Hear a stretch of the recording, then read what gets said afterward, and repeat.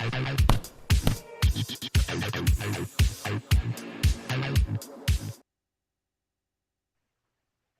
there, boxing fans around the world. Thank you for joining me once again here on Talkin' Fight for another episode of Boxing News. Today I'm going to start the show off with a little bit of upcoming news. I usually start off with the results of the weekend's fights, but we're going to start off with a little bit of news related to Jermell Charlo going toe-to-toe against Bryan Castano this upcoming weekend. It's the undisputed super welterweight world championship unification fight. But of note, on Talkin' Fight, if I might interject a little bit here, on Talkin' Fight, we had Kurt Johnson on the Friday night panel, and he's the cousin of Custio Clayton, who'll be on the undercard of this fight, fighting Boots Ennis. I just thought I'd mention that quickly because it rarely hits the headlines that we actually have guests who talk about this stuff in person and how they know these fighters specifically and their strengths and weaknesses and what they're looking forward to seeing. So check that out, the Friday night panel that took place a few days ago. Actually, speaking of Talkin' Fight news, did you hear that great history lesson that Lou Eisen gave us? Fantastic stuff. I mean, and not news, but the show itself is news. It's a new show, and Lou Eisen's doing a great job of relating great history and controversies in boxing. Anyway, good stuff. Anyway, let me continue here. Speaking of Talkin' Fight, we had Maureen Shea featured on Talkin' Fight a while back, interviewed by our own Scarlett Delgado. Anyway, now that she has beaten Calista Salgado on the weekend, she now wants her title shot. Let's read the story. Maureen Shea ended a 2+ year layoff Saturday night, outboxing Calista Salgado to a unanimous decision victory at Carneseca Arena in St. John's University in Jamaica, New York. Wow, fantastic stuff. The scores were 79-73 on 2 cards and 77-75 on the third, all for Shea, who's now 32-1 with 13 knockouts, who continues her push for a world title opportunity. The real $1 million baby, Shea, as she likes to call herself, looked as sharp as ever because she was the if you will, the teacher of the $1 million baby actress. I forget her name. Anyway, despite having not fought since January of 2020, and Salgado, who's 19-14-3 with 14 knockouts of her own, had her moments early on, but it was Shea's body punching and sublime defensive skills which made the difference in this fight. The victory was made even sweeter for the Bronx native Shea because she was fighting in New York City for the first time since 2010. I felt great, she said. I felt that this is where I belonged. I felt at home in the ring, said the former 2-time boxing champion. Shea says she wants a world title opportunity after being unjustly denied one last year by the WBA, despite being the number 2 ranked contender for the vacant bantamweight title. These other girls can't deny me. The sanctioning bodies can't deny me. The public is going to want to see me. Who doesn't want to see that style and that kind of fight? We'd be doing the fans a big disservice. I deserve a title shot, said Shea, who's now based in Boca Raton, Florida, where she trains with boxing coach Derek Santos and strength and conditioning coach Phil Daru.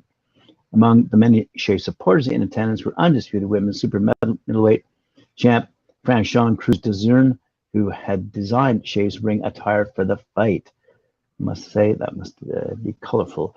Cruz-Dezurn says she believes Shea has all the tools and dedication to become a world champion again. Ted Maureen is such an intricate part of women's boxing. She's broken a lot of barriers. She's put a lot of time. She's just an amazing boxer, and I'm honored to get to work with her. Shea hopes to be back in the ring again within 3 months. And let's see where that ends up, because when Scarlett Delgado of Talkin' Fight talked with Maureen Shea way back when, I thought, based on that talk, that she had not given up, not retired, but wasn't fighting professionally anymore. But it seems like she's back in the ring and wants that title shot quite seriously. So let's see what happens going down the road. Speaking of titles, over we go to England. Wolverhampton's Kirsty Babington was crowned EBU European welterweight champion on Friday evening. The 29-year-old defeated Hungarian Timea Belek via unanimous decision to claim the vacant European title on BCB Promotions show at the Hangar in her hometown. I'm buzzing, she said after. This is for all the people who said you can't do anything with your life. I'm here now as a European champion. What a quote. I was trying my best to stop Bellic, but fair play. She stood with me and made it a hell of a fight. Bravo boxed two order threats and showed her engine as she maintained a frenetic pace for the entire 10 rounds. Whilst Bellic went into the bout with more title experience, it was Babington who controlled the pace and flow of the fight to claim the victory. The three ringside judges scored the contest 190, 99-91, 99-92 to the local lass who claimed the vacant strap. We're so proud of Kirsty and the whole gym, added head trainer Paul Mann. It just shows that hard work and dedication pays off. Bullseye. All right, good stuff. There were some other fights that night.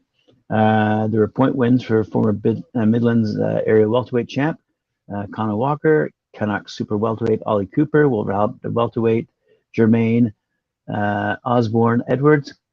Wennesfield went middleweight Alex Razor Round, and Exeter welterweight Shannon Wiley.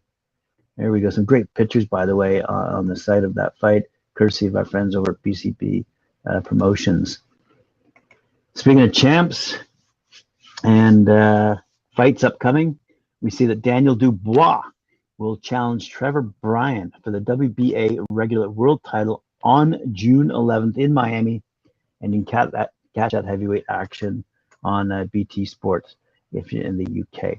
WBA #1 ranked Dubois, who's 17-1 with 16 knockouts, heads stateside for his breakthrough fight against the unbeaten New Yorker Bryan, who's 22-0 with 15 knockouts, with the pair set to fight for the right to be made mandatory to the full WBA champion Alexander Usyk, depending on the outcome of his forthcoming rematch against Anthony Joshua.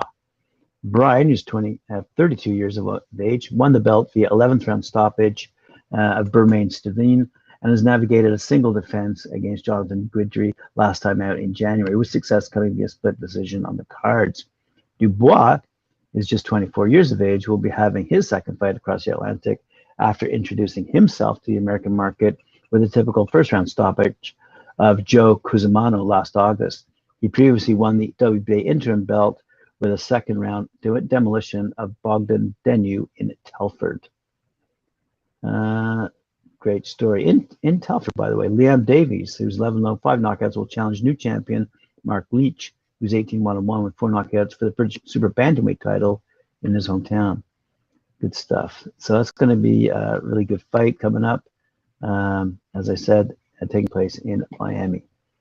Alrighty, let's move over to, Matchroom Boxing made some announcements. Daniel Underwood joins the company to lead its global marketing communication efforts, and Alex Haynes has also joined to head up global content as Matchroom invests in its senior management team. Daniel Underwood joins from telecom giant Vodafone, where he spent more than 8 years across consumer and business brands division, most recently as head of marketing.